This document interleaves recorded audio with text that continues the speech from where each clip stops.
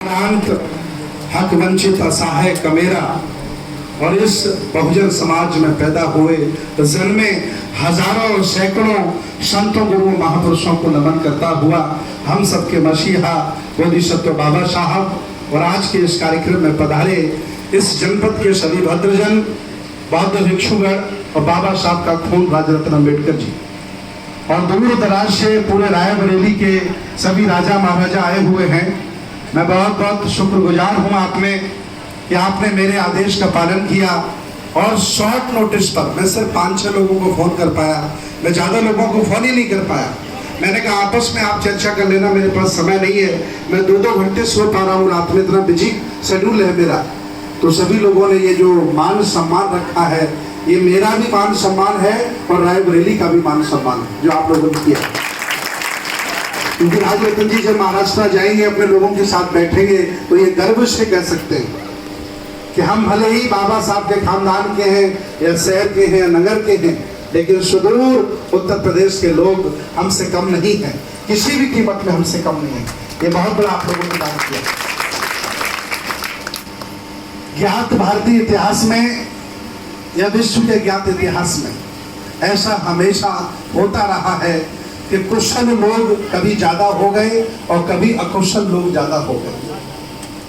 अच्छे लोग कभी ज्यादा हो गए, कभी बुरे लोग ज्यादा हो गए, लेकिन ये दोनों लोग हमेशा बने रहे। तथागत बुद्ध का समय उठा के देख लीजिए, सदगुरु कबीर का समय उठा के देख लीजिए, सदगुरु रविदास जी का समय उठा के देख लीजिए, या बाबा साहब का समय उठाकर देख लीजिए।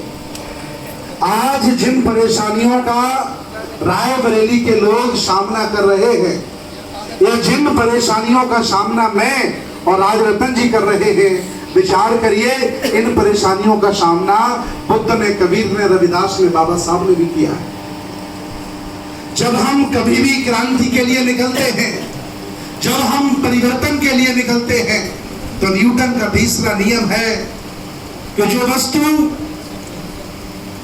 किसी भी वस्तु को अगर एक जगह से उठा के दूसरी जगह रखा जाए, निर्जीव वस्तु को, तो वह वस्तु अपने अवस्था परिवर्तन का विरोध करती है। चाहे वो पानी हो, चाहे वो टेबल हो, चाहे वो बैग हो, वो निर्जीव है, फिर भी वो अपनी अवस्था परिवर्तन का विरोध करती है। उसके बदले में हमें बल लगाना पड़ता है, ताकत लगानी पड़ती है, तब उड़ता है। और ये आदमी तो जिंदा है ना, ये आदमी तो जिंदा है, हजारों फितरतों से भरा है, हजारों अवगुणों से लवलीन है। ये आदमी आसानी से नहीं बदलेगा। इसलिए बुद्ध ने भी संघर्ष किया, उन पर भी लांछन लगाए गए।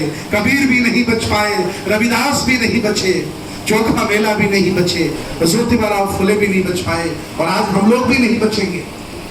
अगर हिम्मत है, जरूरत है, तो आओ। और अगर लगता है कि कोई मेरी बुराई करेगा, कोई मुझे मार देगा, कोई मुझसे ऐसे कह देगा, तो घर में सोते रहिए, बाहर आने की जरूरत नहीं है। ये सब झेलना पड़ेगा।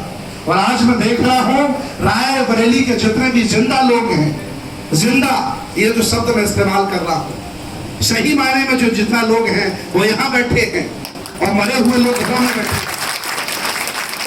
वो सामाजिक आंदोलन को चलाना जानते हैं, जिन्होंने राजनीतिक आंदोलन चलाए हैं, जिन्होंने धार्मिक आंदोलन चलाए हैं, जिन्होंने शिक्षा के लिए काम किया है, वो लगभग यहाँ सभी बैठे हैं। आदरणीय KP राहुल जी बैठे हैं, प्रधान विद्वान आपकी रायबरेली के व्यक्ति, तमाम लोग हैं जिनको मैं, जिनके